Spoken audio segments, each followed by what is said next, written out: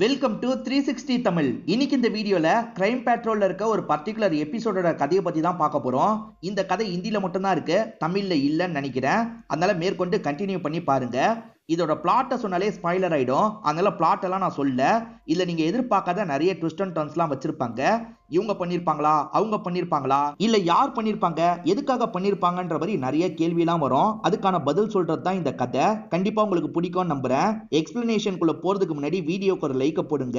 அது மூலியமா இந்த வீடியோ இன்னும் நிறைய பேர்கிட்ட கொண்டு போய் சேர்க்கப்படும். மேற்கொண்டு டைம் வேஸ்ட் பண்ணாம நம்ம நேரடியா எக்ஸ்பிளனேஷனுக்குள்ள போயிடலாம்.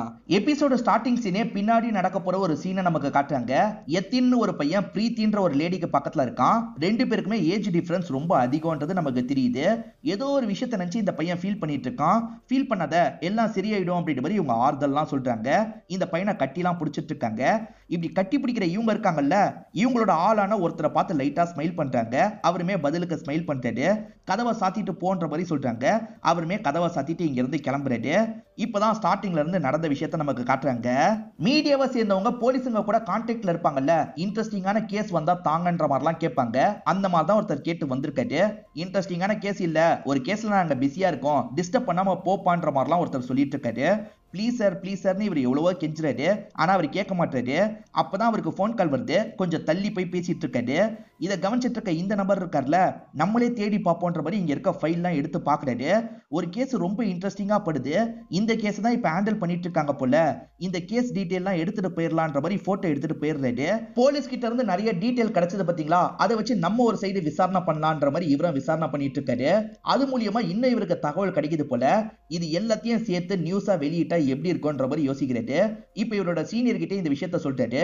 சீனியர், நமக்கு ஏதாவது பிரச்சனை வந்துற போது, இதை வெளியிட்டா நல்லா தான் இருக்கும், சரி வெளியிடுறதுக்கான வேலையை பாருன்ற மாதிரிலாம் சொல்லிட்டாரு. இதை கேட்கிற இந்த நபருக்கும் ரொம்ப சந்தோஷமா இருக்கு. எ பர்ஃபெக்ட் மர்டர் அப்படின்ற மாதிரி கதையோட டைட்டில போடுறாங்க. ஆக்சுவலா இப்பதான் ஸ்டார்டிங்ல இருந்து நடந்த விஷயத்த காட்டுறாங்க. இவர் பேரு ஆகாஷ் அப்படின்றது. இவர் பிசினஸ் மேனா இருப்பாரு. இப்ப ட்ரெட்மில்ல இவர் ஜாகிங் மாதிரிலாம் பண்ணிட்டு இருக்காரு. இவர் ஒய்ஃப் பேரு தேவயானி அப்படின்றது. இவங்க ஜூஸ் தரதுக்காக இந்த இடத்துக்கு வந்திருக்காங்க. ஆகாஷ் ஃபேமிலிக்கு டைமே ஸ்பெண்ட் பண்ண மாட்டாரு போல. ஏன் இப்படி இருக்கீங்க, எப்ப பாரு ஆபீஸ்னு இருக்கீங்க, கொஞ்சமாவது பையன் கூட டைம் எல்லாம் ஸ்பெண்ட் பண்ணுங்கன்ற மாதிரி சொல்றாங்க. இது ரிலேட்டடா இவங்க ரெண்டு பேருக்குள்ள ஆர்குமெண்ட் வருது. அந்த ஆர்குமெண்ட்ல தேவயானியை போட்டு பயங்கரமா திட்டுறாரு. நீ வீட்டுல இருந்து எப்படி மாறிட்ட பாரு, பயங்கரமா சதெல்லாம் போட்டிருக்க, கொஞ்சமாவது எக்ஸசைஸ் பண்ணுன்ற மாதிரி சொல்லிட்டாரு. இதை கேட்கிறவங்களுக்கு பயங்கரமா கோவம் வருது. கையெல்லாம் முறுக்கிட்டு இருக்காங்க. ஆனா எதுவுமே பண்ணாம பொறுத்துக்கிறாங்க. இப்படி எல்லாம் பேசின ஆகாஷ் இங்க இருந்து கிளம்பிடுறாரு. அந்த டைம் தேவயானி இருக்காங்க பாத்தீங்களா, சிசரை எடுக்கிறாங்க. அந்த சிசரை வச்சு இந்த ட்ரெட்மில் மிஷினை ரிப்பேர் பண்ணும் அப்படின்ற மாதிரி ஒயரை கட் பண்ணி வைக்கிறாங்க. இப்ப சாமேலி அப்படின்ற ஒரு திருநங்கையை நமக்கு காட்டுறாங்க. ஒரு பையன் கிட்ட காசு வாங்குறாங்க. காசை தந்துட்டு அவன் இடுப்புல எல்லாம் கைய வைக்கிறான். இவங்களுமே கோவமா பேசிட்டு அங்க இருந்து கிளம்புறாங்க. ஆக்சுவலா எல்லாருக்குமே ஒரு பார்டர் மாதிரி இருக்கும் பாத்தீங்களா, அதை தாண்டி சாமேலி வந்துடுறாங்க போல. இதை பாக்குற மத்தவங்க எல்லாம் சண்டைக்கு வராங்க. இதெல்லாம் லைலான ஒருத்தங்க தள்ளி இருந்து பாக்குறாங்க. ஆனா கண்டுக்காம இங்க இருந்து கிளம்பிடுறாங்க. அந்த ஏரியாவை சேர்ந்தவங்க சாமேலியை போட்டு பயங்கரமா அடிச்சிடுறாங்க. சாமேலி பயங்கரமா லைலா மேலதான் கோவப்படுறாங்க. ஏன்னா லைலாவும் இவங்களும் ரூம்மேட்டு. என்ன அடிக்கிறாங்க, நீ பார்த்தோம் பார்க்காத மாதிரி எதுக்காக போனன்ற மாதிரிலாம் கேக்குறாங்க. அவங்க 3 பேர் இருந்தாங்க, நான் மட்டும் என்ன பண்ணிருக்க முடியும், போலீஸ் கீலிசின்னு போனா எனக்கு தான் பிரச்சனைன்ற மாதிரிலாம் இந்த லைலா சொல்றாங்க. லைலாவை பொறுத்த வரைக்கும் எல்லாரை விட்டும் தள்ளியே இருக்காங்க. ஏன் எதுக்குன்னு சாமேலிக்கு புரிய மாட்டேங்குது. இந்த ஆகாஷை பொறுத்த வரைக்கும் மோகினின்னு ஒருத்தவங்க கூட சேர்ந்து பிசினஸ் பண்ணிட்டு இருக்காரு. இன்னைக்கு அவங்கள பாக்குற மாதிரி மீட்டிங் இருக்கும். அந்த மீட்டிங் விஷயமா அவங்க கிட்ட போன்ல எல்லாம் பேசிட்டு இருக்காரு. அப்பதான் இவருக்கு வேற ஒரு போன் கால் வருது. இவர் அட்டன் பண்ணி பேசுறாரு. யார்கிட்ட பேசுறாருன்னு தெரியல, ரொம்ப ஜாலியா பேசுறாரு. நீ கேட்ட நான் வராம இருப்பனா, கண்டிப்பா வரன்ற மாதிரிலாம் சொல்றாரு. இவர் வழியிறத பார்த்தா ஏதோ ஒரு பொண்ணுகிட்ட தான் பேசுறாரு போல. யார்கிட்ட பேசுறாருன்றத கிளியரா நமக்கு காட்டல. இப்ப இவருமே ஒரு கஃபேக்கு வந்துடுறாரு. யார்கிட்டயோ பேசிட்டு இருக்காரு. இப்பயுமே யார்கிட்ட பேசிட்டு இருக்காருன்றத நமக்கு காட்ட மாட்டாங்க. இப்ப பேசி முடிச்சவரை அந்த கஃபே விட்டு கிளம்ப ஆரம்பிக்கிறாரு. இது எல்லாத்தையும் யாரோ ஆட்டோல உட்காந்து கவனிச்சிட்டு இருக்காங்க. ஊடி போட்ட மாதிரி தான் கவனிச்சிட்டு இருக்காங்க. இப்ப ஆகாஷ் கார் எடுத்துட்டு கிளம்புறாரு. இந்த எக்ஸ் ஆட்டோல ஃபாலோ பண்ற மாதிரி நமக்கு காட்டுறாங்க. இப்ப ஆகாஷ் ஒரு இடத்துல காரை நிறுத்திடுறாரு. போன்ல பேசிட்டு இருக்காரு. இப்ப ஆட்டோல இருந்து இந்த மர்ம நபரை இறங்கி பின்னாடியே வந்துட்டு இருக்கான். இப்ப பக்கத்துல வந்தோட இவர் சென்ஸ் பண்றாரு, யாரோ பின்னாடி வந்திருக்காங்களே அப்படின்ற மாதிரி வேகமா திரும்புறாரு. இப்ப திரும்பினவர் நீயான்ற மாதிரி ஒரு கேள்வி கேட்கிறாரு. அதாவது கில்லர் யாருன்றது இந்த ஆகாஷ்க்கு தெரியும் போல. இப்ப தேவயானி போலீஸ் ஸ்டேஷனுக்கு வராங்க. என் ஹஸ்பண்ட் நேத்துல இருந்து காணோன்ற மாதிரி இன்ஸ்பெக்டர் கிட்ட சொல்லிட்டு இருக்காங்க. இவங்க மட்டும் தனியா வரல, இவங்க பையன் எத்தின கூப்பிட்டு தான் வந்திருக்காங்க. ஸ்டார்டிங் ஒரு பையனை காமிச்சாங்கல்ல, அந்த பையனை தான் கூப்பிட்டு வந்திருக்காங்க. ஹஸ்பண்டுக்கு எதிரிங்கன்னு யாராவது இருக்காங்களா அப்படின்ற மாதிரிலாம் இன்ஸ்பெக்டர் கேட்கிறாரு. சார் பிசினஸ் பண்றாரு, எதிரிங்க இருக்க கூட வாய்ப்பு இருக்கு, ப்ளீஸ் சார் கண்டுபிடிச்சு தாங்கன்ற மாதிரிலாம் சொல்லிட்டு போறாங்க. அப்படியே கட் பண்ணி நமக்கு ஆகாஷ காட்டுறாங்க. ஆகாஷ தூக்குன நபர் தான் ஒரு இடத்துல லாக் பண்ணி வச்சிருக்காரு போல. அப்பா கடத்தப்பட்டிருக்காருல, இதை நினைச்சுதான் எத்தின் ஃபீல் பண்ணிட்டு இருக்கான். இந்த பிரீத்தி இருக்காங்கல்ல, ஃபீல் பண்ணாது அப்படின்ற மாதிரி இவனுக்கு ஆறுதல்லாம் சொல்லிட்டு இருக்காங்க. இவனை விட பிரீத்தி 10 வயசு அதிகமானவங்களா இருப்பாங்க. அப்புறம் எப்படி இவங்களுக்குள்ள பழக்கம் போகுதுன்னு தெரியல. இப்ப பிரீத்தி இருக்காங்கல்ல, அந்த நபருக்கு சிக்னல் கொடுக்குறாங்க. அவருமே புரிஞ்சுக்கிட்டு கதவை சாத்திட்டு வெளியே போறாரு. அந்த நாள் ஆகாஷ் மோகினியை பாக்குற மாதிரி தான் பிளான் இருக்கும். அதனால மோகினியை கூப்பிட்டு விசாரணை பண்றாங்க. சார் என்கிட்ட வரன்ற மாதிரி தான் சொன்னாரு, ஆனா அவர் வரலன்ற மாதிரி மோகினி சொல்றாங்க. அவர் வேற இடத்துக்கு போனது நமக்கு தெரியும், போலீஸுங்களுக்கு தெரியாது இல்ல, அதனால தான் மோகினியை கூப்பிட்டு விசாரணை பண்றாங்க. இந்த லேடி மேலேயும் ஒரு கண்ணு வைங்கன்ற மாதிரி இன்ஸ்பெக்டர் சொல்றாரு. அதே மாதிரி தேவயானியும் பையனும் கம்ப்ளைண்ட் கொடுக்கறதுக்காக வந்தாங்கல்ல, அப்ப பையனோட ஆக்டிவிட்டியை இவர் நோட் பண்ணிருப்பாரு. பையன் கொஞ்சம் முழிச்சுக்கிட்டே இருந்திருப்பான். ஏன் அவ்வளவு முழிச்சான்றது எனக்கு தெரியல, அவன் கூட இதுல சம்பந்தப்பட்டிருக்க வாய்ப்பு இருக்கு, அவன் மேலேயே ஒரு கண்ணை வைங்கன்ற மாதிரிலாம் இவர் சொல்லிட்டு இருக்காரு. இப்ப சம்மெல்லி இருக்காங்க பாத்தீங்களா, தண்ணி குடிக்கிறாங்க. அதே மாதிரி தூங்கிட்டு இருக்க இவங்களை ஒரு பார்வை பாக்குறாங்க. கிளம்பலான்ற மாதிரி கிளம்பிடுறாங்க. சம்மெல்லி கிளம்பிட்டாங்கன்னு தெரிஞ்சதுக்கு அப்புறம் லைலா எந்திரிக்கிறாங்க. லைலா எதையோ ஒளிச்சு வச்சிருப்பாங்க போல. இப்ப ஒளிச்சு வச்ச இடத்துல இருந்து அதை எடுத்துடுறாங்க. நம்ம உடனே கிளம்பணும் அப்படின்ற மாதிரி வேகமா இங்க இருந்து கிளம்ப ஆரம்பிக்கிறாங்க. இவங்க கிளம்பிட்டு இருக்கும் போதுதான் ஒரு விஷயம் நமக்கு தெரியுது. சம்மெல்லி இவங்களை ஃபாலோ பண்றதுக்காக வேற ஒரு இடத்துல ஒளிஞ்சிருப்பாங்க. இவங்க நடக்க ஆரம்பிச்சோன்னா சம்மெல்லி உங்களுக்கு தெரியாம பின்னாடியே போயிட்டு இருக்காங்க. அந்த ஆகாஷ தூக்குன மர்ம நபர் இருக்காரு பாத்தீங்களா, ஆகாஷ ட்ரெட்மில்ல வேணும்ட்டே ரொம்ப வேகமா ஓட வைக்கிறாரு. ஒரு ஸ்டேஜ்ல ஆகாஷ்க்கு ஏதோ ஆயிருது போல. இப்ப சம்மெல்லி ஜன்னல் வழியா எதையோ பாக்குற மாதிரி காட்டுறாங்க. இந்த பகுதியை தான் பாக்குறாங்களா இல்ல வேற பகுதியை பாக்குறாங்களான்னு தெரியல. அந்த ஆகாஷ் காரோட மிஸ் ஆயிருப்பாரு. இவங்க காரை தேடிட்டு இருக்காங்க. இப்பதான் கார் ஒரு இடத்துல கிடைச்சிருக்குன்ற மாதிரி தகவல் கிடைக்குது. இவங்களுமே அந்த இடத்துக்கு வந்துடுறாங்க. அதுலதான் ஆகாஷோட போன் இருக்கு. போன் மூலியமா ஏதாவது கிடைக்குமான்ற மாதிரி இவங்க யோசிக்கிறாங்க. கால் லாகலாம் செக் பண்ணலான்ற மாதிரிலாம் பேசிட்டு இருக்காங்க. இப்பதான் வேற ஒரு இடத்துல இருந்து தகவல் கிடைக்குது. அதாவது இந்த பகுதியில இருந்து கொஞ்சம் தள்ளி இருக்க பகுதியில தான் பாடி இருக்கிறதா இவங்களுக்கு தகவல் கிடைக்குது. இவங்க எல்லாருமே வேகமா அந்த இடத்துல பாக்குறதுக்காக வந்துடுறாங்க. பார்த்தா ஆகாஷோட பாடி தான் கிடைக்குது. அவர் கால் முழுக்க ரத்தமா இருக்கு. ஏன் கால்ல ரத்தம் வந்திருக்கு, காலோட சதெல்லாம் கிழிஞ்ச மாதிரி தான் ரத்தம் வந்திருக்குன்ற மாதிரி பேசிட்டு இருக்காங்க. பாடியை காமிச்சிடலான்ற மாதிரி ஒய்ஃபான தேவயானி கிட்ட காட்டுறாங்க. தேவயானியும் ஹஸ்பண்ட் இறந்து போனதை நினைச்சு ஃபீல் பண்ணிட்டு இருக்காங்க. ஹஸ்பண்டை யாரோ திட்டமிட்டு காலி பண்ணியிருக்காங்க. யார் இதை பண்ணியிருக்க வாய்ப்பு இருக்குன்னு நினைக்கிறீங்கன்ற மாதிரிலாம் கேட்குறாங்க. எனக்கு தெரியல சார், என் ஹஸ்பண்டுக்கு தொழில் ரீதியா நிறைய பேர் போட்டியாளர்கள், அவங்க ஏதாவது பண்ணிருக்க வாய்ப்பு இருக்குன்னு சொல்றாங்க. அவரோட காலில் ஏதாவது அடிபட்டு இருந்ததா அப்படின்ற மாதிரி இவங்க கேட்குறாங்க. சார் எங்க வீட்டில் ட்ரெட்மில் இருந்தது சார், அது ரிப்பேர் ஆயிடுச்சு, அதனால வெளியே தான் ஜாகிங்காக போனாரு. வெளியே ஜாகிங் போனது அவருக்கு செட் ஆகல, கொஞ்சம் வீக்கம்லாம் ஏற்பட்டது, மற்றபடி ரத்த காயம்லாம் எதுவுமே இல்லைன்ற மாதிரி இவங்க சொல்றாங்க. ஸோ காலில் இருக்க காயத்தெல்லாம் கில்லர் தான் ஏற்படுத்தி இருக்கான் அப்படின்றது இவங்களுக்கு புரியுது. இப்போ நமக்கு லைலாவை காட்டுறாங்க. லைலா இருக்காங்கல்ல, இப்போ ஒரு ஹாஸ்பிட்டலுக்கு போறாங்க. என்ன ஹாஸ்பிட்டலுக்கு வந்திருக்கான்ற மாதிரி சமேலியும் ஃபாலோ பண்ணி வந்துடுறாங்க. இப்ப லைலா இருக்காங்கல்ல, நர்ஸ் கெட்டப்க்கு மாறுறாங்க. இதெல்லாம் சமேலி ஷாக்கிங்கா பாக்குறாங்க. இப்ப நர்ஸா வேலை பார்த்துட்டு இருக்காங்க. அப்ப சமேலி கவனிச்சிட்டு இருக்கிறத இந்த லைலாவும் கவனிச்சிடுறாங்க. இவ எப்படி இந்த இடத்துக்கு வந்தான்ற மாதிரி ஒரு பார்வை பார்த்துட்டு இருக்காங்க. சமேலி இவங்க பண்ண எல்லாத்தையும் பார்த்துட்டாங்கல்ல, ஏன் இந்த மாதிரிலாம் பண்ணிட்டு இருக்க, உனக்கு என்னதான் ப்ராப்ளம் அப்படின்ற மாதிரிலாம் கேட்குறாங்க. நீங்கெல்லாம் விருப்பப்பட்டு திருநங்கையா மாறினவங்க, நான் அப்படி கிடையாது, கொஞ்சம் வருஷத்துல என்னோட லைஃபே மாறிடுச்சு அப்படின்ற மாதிரி ஒரு ஃபிளாஷ்பேக்கை சொல்லிட்டாரு. இவரை பொறுத்த வரைக்கும் ஒரு பொண்ணை பயங்கரமா லவ் பண்ணியிருப்பாரு. அந்த பொண்ணோட அண்ணன் இந்த விஷயத்தெல்லாம் கவனிக்கிறாரு. இவனை ஏதாவது பண்ணணும் அப்படின்ற மாதிரி முடிவு பண்ணியிருப்பாரு. அந்த அண்ணனும் ஆளுங்களும் சேர்ந்த மாதிரி பிளாக் பண்றாங்க. என் தங்கச்சியா லவ் பண்றியா, உன்னை என்ன பண்றேன் பாருன்ற மாதிரி பயங்கரமா அடிக்கிறாரு. ஒரு ஸ்டேஜ்ல இவரோட அந்த இடத்த அறுத்து விட்டுறாரு. எனக்கு ப்ராப்பரான ஆபரேஷன் பண்றதுக்கு நிறைய காசு தேவை, அதனால தான் இந்த மாதிரியான சில விஷயங்கள்லாம் பண்ணிட்டு இருக்கேன் அப்படின்ற மாதிரி இவங்களுமே ஃபீலிங்கா சொல்லிட்டு இருக்காங்க. ஆகாஷோட பாடியை போஸ்ட்மார்ட்டம் பண்ண டாக்டர் இன்ஸ்பெக்டர் கிட்ட பேசுறாரு. ரொம்ப நேரம் அவரை ட்ரெட்மில்ல ஓட வச்சிருக்காங்க, அதனால தான் கால்ல அந்த மாதிரி காயம்லாம் ஏற்பட்டிருக்கு. இதை தாண்டி அவரோட நெக்ல யாரோ கிஸ் பண்ணிருக்காங்க, லிப்ஸ்டிக் நல்லா பட்டிருக்கு, அது என்ன மாதிரியான லிப்ஸ்டிக்ன்றதை சீக்கிரமா சொல்றேன்னு சொல்றாரு. இப்ப எத்தினும் பிரீத்தியும் ரொமான்ஸ் பண்ணிட்டு இருக்காங்க. அப்ப பிரீத்தியோட அசிஸ்டன்ட் கதவை தட்டுறாரு. இவங்க கதவை திறக்கிறாங்க. புதுசா பாக்ஸ் வந்திருக்குன்ற மாதிரி சொல்லிட்டாரு. இவங்களுமே பாக்ஸை ஓபன் பண்றாங்க. அது முழுக்க லிப்ஸ்டிக் தான் இருக்கு. பரவாயில்ல இந்த ப்ராடக்ட் நல்லா இருக்கு, இதை சேல் பண்ணலான்ற மாதிரிலாம் பேசிக்கிறாங்க. ஆகாஷோட பிஏ கிட்ட கேட்டா ஆகாஷோட எதிரிங்களை பத்தி தெரிய வாய்ப்பு இருக்குல்ல, அந்த மாதிரி பிஏ கிட்ட விசாரணை பண்றாங்க. சார், எங்க கிளைண்ட் எல்லாம் வேற கம்பெனியோட பாஸ் தொடர்ச்சியா புடிச்சிட்டு இருந்தாரு, இது ரிலேட்டடா ஆகாஷ் கால் பண்ணி சண்டை போட்டாருன்னு சொல்றாரு. ஆகாஷ் இருக்காரு பாத்தீங்களா, இவரோட போட்டியாளரான யோகேஷ்க்கு கால் பண்ணிட்டாரு. என் கிளைண்ட் எல்லாம் புடிச்சிட்டு இருக்கிறத நிறுத்துன்னு வார்னிங் தந்திருப்பாரு, இது ரிலேட்டடா சண்டை ஏற்பட்டதுன்ற மாதிரிலாம் சொல்றாரு. இதனால இவங்க இருக்காங்கல்ல, யோகேஷ்க்கு கால் பண்ணி இதை பத்தி எல்லாம் கேக்குறாங்க. சார், பிசினஸ்ல இதெல்லாம் காமனு, இதுக்கு இப்ப என்னன்னு சொல்றீங்க அப்படின்ற மாதிரி கேக்குறாரு. ஆகாஷ் கொல்லப்பட்டிருக்காரு, நீங்க சம்பந்தப்பட்டீங்களான்னு கேக்குறாரு. எனக்கும் இதுக்கும் சம்பந்தம் இல்லைன்னு யோகேஷ் சொல்றாரு. என்னதான் ஆகாஷ் ஃபேமிலிக்கு பெருசா டைம் ஸ்பெண்ட் பண்ணலனாலும் ஓரளவுக்கு ஸ்பெண்ட் பண்ணிருப்பாரு பாத்தீங்களா, அந்த ஸ்வீட் மெமரிஸ் எல்லாத்தையுமே ஒய்ஃபான தேவயானி யோசிச்சு பார்த்துட்டு இருக்காங்க. அப்பன்னு பார்த்து யாரோ காலிங் பெல் அடிக்கிறாங்க. இவங்களுமே கதவை திறக்கிறாங்க. அந்த இடத்துல ஊடி போட்டு யாரோ நிக்கிறாங்க. எக்ஸா என்னன்னு தெரியல. இவங்களுமே அவங்கள பார்த்தோன்னா சந்தோஷமா கட்டி பிடிக்கிறாங்க.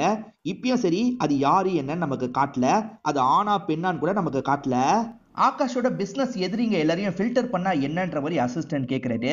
அவங்களாம் கொலை பண்ணோம்னா சாதாரணமா கொலை பண்ணிடுவாங்க, அதை விட்டுட்டு எதுக்காக ட்ரெட்மில்ல ஓட வைக்க போறாங்க, இதை வேற யாரோ பண்ணிருக்காங்க, பழி வாங்குறதுக்காக பண்ணிருக்காங்க அப்படின்ற மாதிரிலாம் இன்ஸ்பெக்டர் சொல்லிட்டு இப்பதான் வேற ஒரு இடத்துல பாடி கிடைச்சிருக்கிறதா தகவல் கிடைக்குது. இவங்க ரெண்டு பேருமே சேர்ந்த மாதிரி அந்த இடத்துக்கு வந்துடுறாங்க. இப்ப இறந்து போயிருக்க நபரோட பேரு தீபக் அப்படின்றது. இந்த தீபக்கோட ஒய்ஃப் பேரு ராஷ்மி அப்படின்றது. அவங்களுக்கு தகவலை கொடுத்து பாடியை பார்க்க வைக்கிறாங்க. அவங்களுமே பார்த்து கன்ஃபார்ம் பண்ணிடுறாங்க. இப்ப ராஷ்மி ஒரு விஷயத்தை யோசிச்சு பாக்குற மாதிரி நமக்கு மட்டும் காட்டுறாங்க. ராஷ்மி ஷாப்பிங் போலாம் வாங்கன்ற மாதிரி கூப்பிடுறாங்க. தீபக் வரமாட்டேன்னு சொல்றாரு. ஒரு முக்கியமான வேலை இருக்குன்ற மாதிரி லேப்டாப்பை ஓபன் பண்றாரு. என் கூட டைமே ஸ்பெண்ட் பண்ண மாட்டீங்க, எப்ப பாரு வேலை வேலைன்னு பிஸியாவே இருக்கீங்கன்ற மாதிரி சொல்லிட்டாங்க. நான் ஒரு பிட்காயின் வாங்கினேன்ல, அதோட மதிப்பு பல மடங்கு ஏறிடுச்சு, ஏறக்குறைய இப்ப எனக்கு 50 லட்சம் ரூபாய் கிடைக்க போகுதுன்னு சொல்லிட்டாரு. இது அவ்வளவு காசு கிடைக்க போதா அப்படின்ற மாதிரி ஒய்ஃப் ஷாக் ஆயிருப்பாங்க. இது எல்லாத்தையும் மனசுக்குள்ள யோசிச்சு பாக்குறாங்க. ஆனா போலீஸுங்க கிட்ட ரொம்ப நார்மலா பேசிட்டு இங்க இருந்து கிளம்புறாங்க. இவங்களோட ஆக்டிவிட்டியில இன்ஸ்பெக்டருக்கு லைட்டா டவுட் வருது. ஹஸ்பண்ட் இறந்து போயிட்டாருன்னு கொஞ்சம் கூட இந்த லேடியோட முகத்துல கவலை இல்ல, ரொம்ப கூலா இருக்கா, இவ ஏதாவது தப்பு பண்ணிருக்க வாய்ப்பு இருக்குன்ற மாதிரிலாம் இன்ஸ்பெக்டர் சொல்லிட்டாரு. இப்ப அசிஸ்டன்ட் வேற ஒரு தகவலை சொல்லிட்டாரு.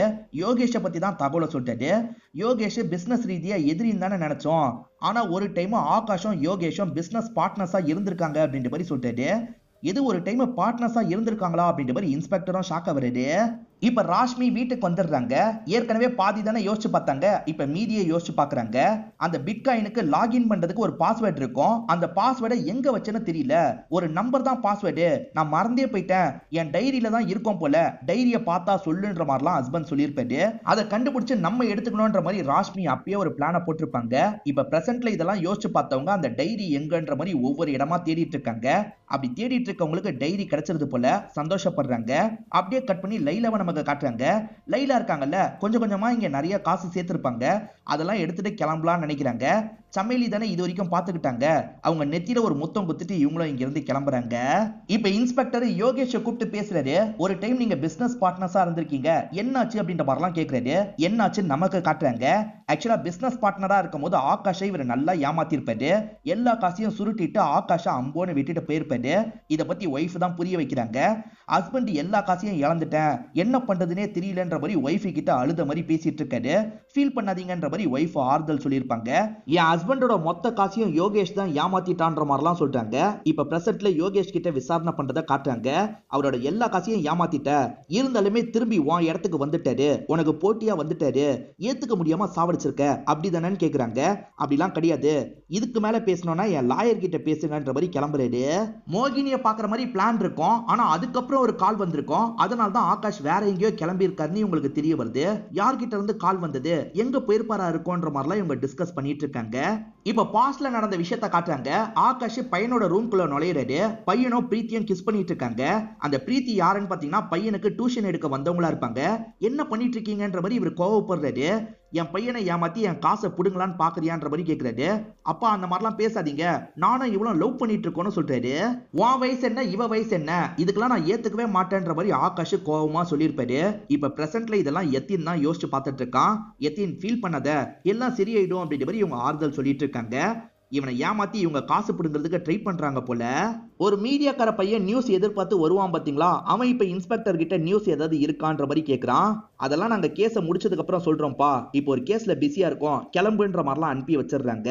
இதுக்கப்புறம் தான் அவன் வந்து ஃபைலை தூக்குற மாதிரி நமக்கு காமிச்சிருப்பாங்க. இப்பதான் தீபக்கை பத்தி உங்களுக்கு ஒரு விஷயம் தெரியுது. தீபக்கு பிட்காயின் மூலியமா 50 லட்சம் ரூபாய் வர வேண்டி இருந்திருக்கும். தீபக் இறந்து போனதுக்கு அப்புறம் அதை எடுத்திருக்காங்க, ஒய்ஃப் தான் எடுத்திருக்காங்கன்ற மாதிரி அசிஸ்டன்ட் சொல்றாரு. இதை கேட்கறவங்க பயங்கரமா ஷாக் ஆயிடுறாங்க. அந்த காசுக்காக ஒய்ஃபே கூட ஏதாவது பண்ணிருக்கலாம், ஒய்ஃபோட ஆக்டிவிட்டியை இன்னும் க்ளோஸா வாட்ச் பண்ணணும்னு யோசிக்கிறாங்க.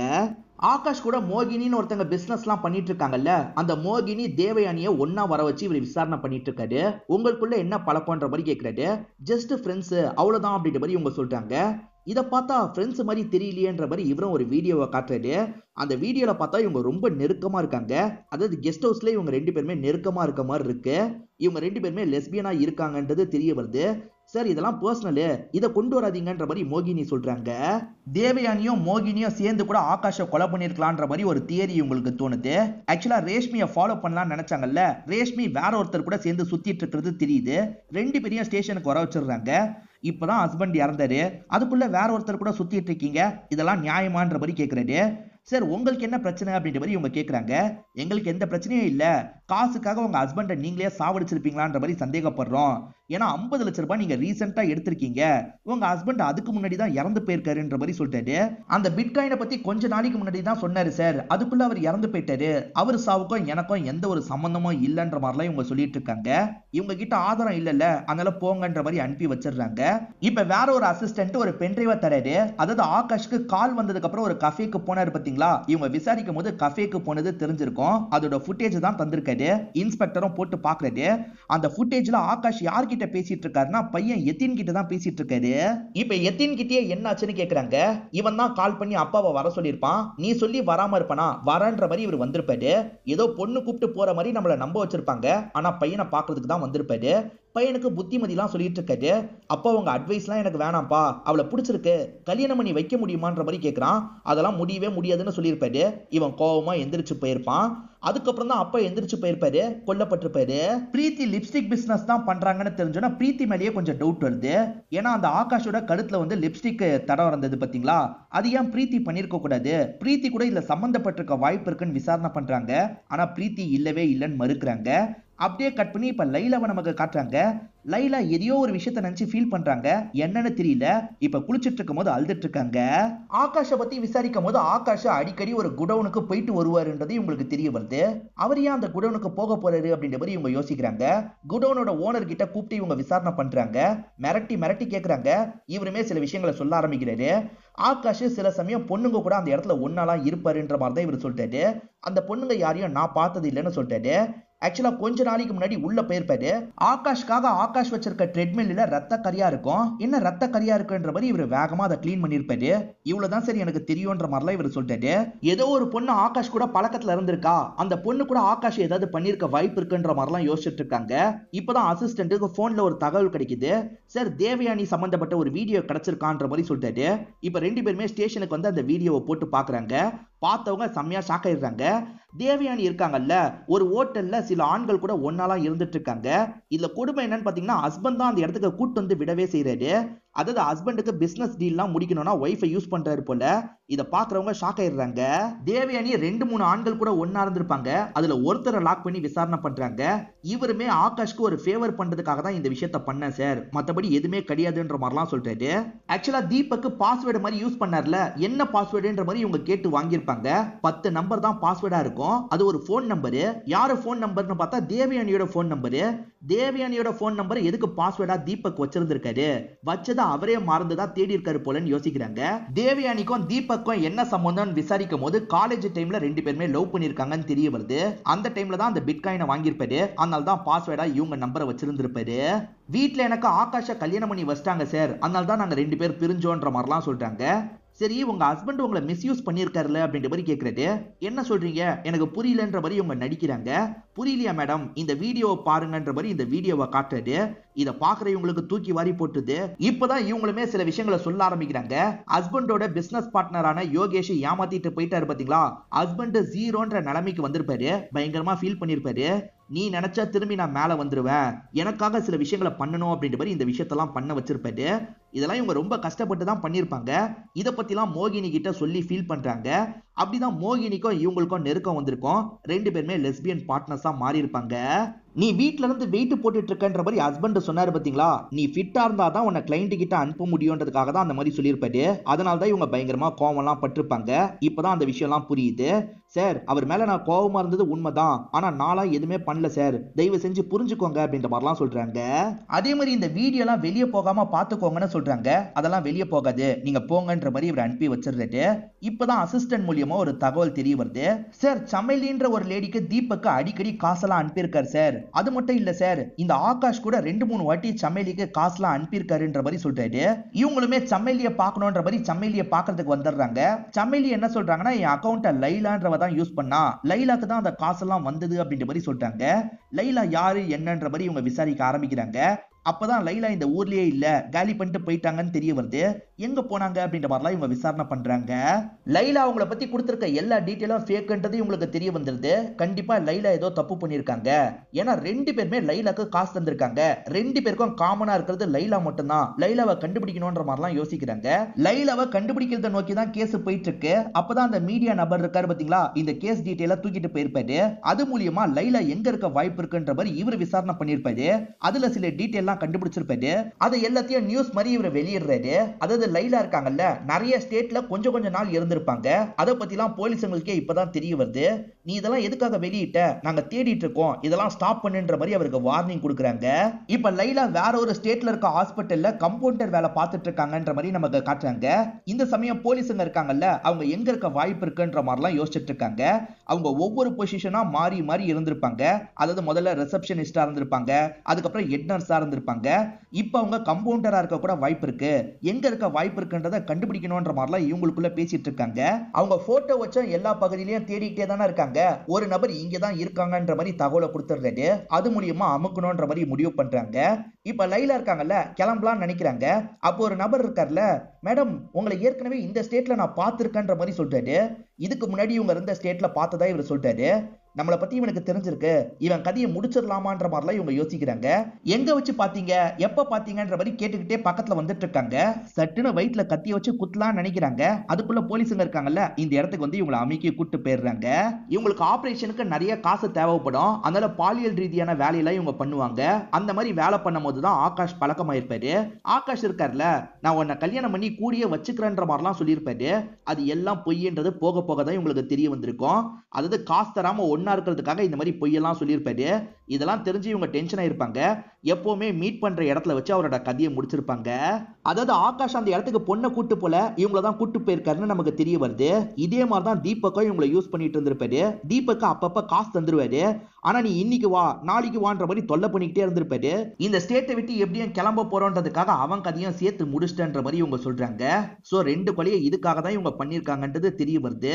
அதே மாதிரி பாஸ்ட்ல லவ் பண்ண பொண்ணோட அண்ணன் பிரைவேட் பட்ட வெட்டினாரு பாத்தீங்களா, அதை பத்திலாம் இவர் சோகமா சொல்லிட்டு இருக்காரு.